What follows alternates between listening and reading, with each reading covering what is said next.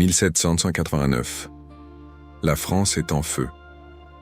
Le vieux monde s'effondre dans le sang et la fureur de la Révolution. Au milieu du chaos, une ombre se dessine. La guillotine attend, symbole d'une nation qui cherche désespérément un nouveau guide. C'est ici, dans cette France déchirée, qu'apparaît un jeune officier corse au regard d'acier. Son nom, Napoléon Bonaparte. À Toulon, son génie tactique éclate.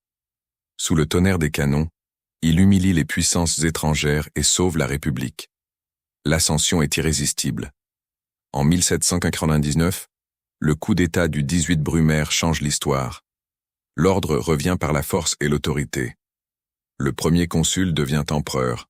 La France n'est plus seulement une nation, elle devient le cœur d'un empire qui va conquérir l'Europe. Austerlitz, son chef-d'œuvre. Sous le célèbre soleil de décembre, la grande armée pulvérise les forces austro-russes. Rien ne semble pouvoir arrêter l'aigle. Les frontières s'effacent devant ses victoires. De l'Espagne à la Pologne, il redessine la carte du monde. Mais Napoléon n'est pas qu'un conquérant. Il est aussi le législateur.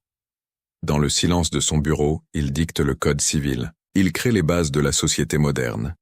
Lycée, préfecture, Banque de France.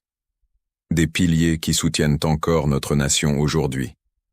Pourtant, l'ubris guette. En 1812, l'immense armée s'enfonce dans les steppes russes. L'hiver devient l'ennemi le plus redoutable. Le froid mordant et la faim déciment les rangs. Ce n'est plus une campagne, c'est un calvaire. Le rêve de domination universelle gèle.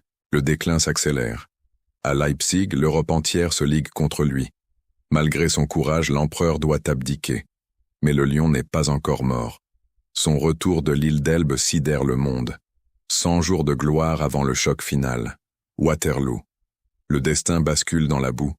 Une dernière charge, un dernier espoir, avant que le rideau ne tombe sur l'Empire. L'exil définitif l'attend à Sainte-Hélène. Une petite île perdue dans l'Atlantique, battue par les vents et la mélancolie. Loin de la gloire, il médite sur son destin. L'homme meurt, mais la légende, elle, commence à s'écrire pour l'éternité. Napoléon Bonaparte. Un génie, un conquérant, une légende. Son nom résonnera tant que l'histoire sera racontée. Découvrez d'autres destins hors du commun. Abonnez-vous pour ne rien manquer de nos récits historiques.